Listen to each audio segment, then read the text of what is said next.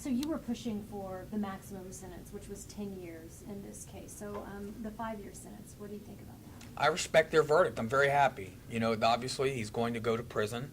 I mean, he had some jail time credit, but the jury took it very seriously. And in the grand scheme of things, he didn't have any prior felony convictions. And we've prosecuted defendants that had much worse criminal histories than this. So I'm very satisfied with their verdict. They worked very hard, and we appreciate it. Well, how is this compared to, I mean, standard animal or cruelty to the animal, normally a state jail felony.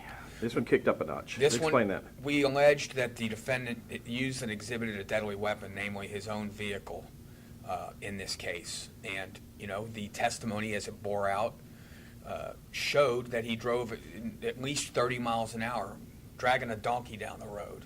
So, you know, the veterinarian, Dr. Sathoff, who testified, as well as the officers, the constable, Deputy Dwayne Morrow, all testified that this vehicle was used in a manner that was consistent with causing death or serious bodily injury.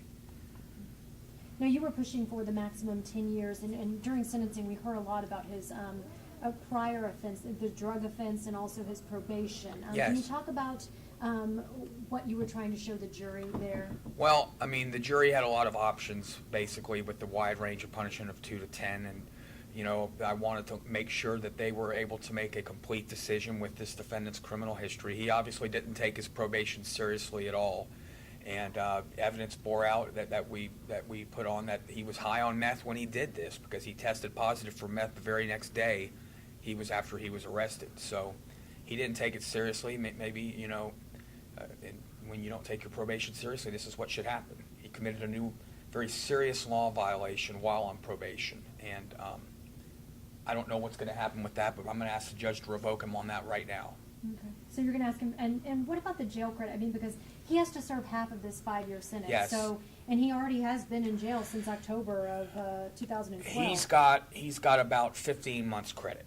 Okay. And he will have to do at least, I don't know if the jail is going to compute that day for day or 2 for 1, but he'll be here for 60 days probably, and then he'll go to a diagnostic unit, and then he'll be sent to another unit.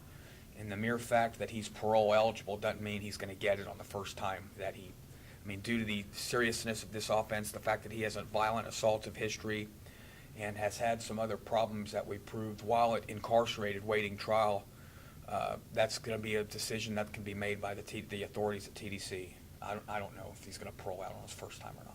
Okay. What do you think of a message to people out there thinking about these cruelty to animals? You see a lot of it out there. I mean, you're dealing with an animal that's basically defenseless. And, you know, you have a situation where you have a defendant that's a cross between a sociopath and a complete moron to do something like this. If I had told you, Scott, that this was the kind of case that you were going to hear, you'd have called me a liar. I mean, it's unbelievable what he did. It's incomprehensible for him to think, whatever his intentions were, to do what he did. It's ridiculous. One other question, and that's, I mean, just the fact that the owner of this donkey actually testified as a defense witness, subpoenaed for the defense in this case. So in that situation, do you think that played a role at all with this jury? Well, I mean, I think cross-examination bore out that he had an obvious bias here. He was friends with the defendant. I don't know, I'm not going to really comment as to what all they were up to, but anybody that observed this trial knew that, you know, why he would want to protect somebody that hurt a defenseless animal that he owned is beyond me. I don't understand it.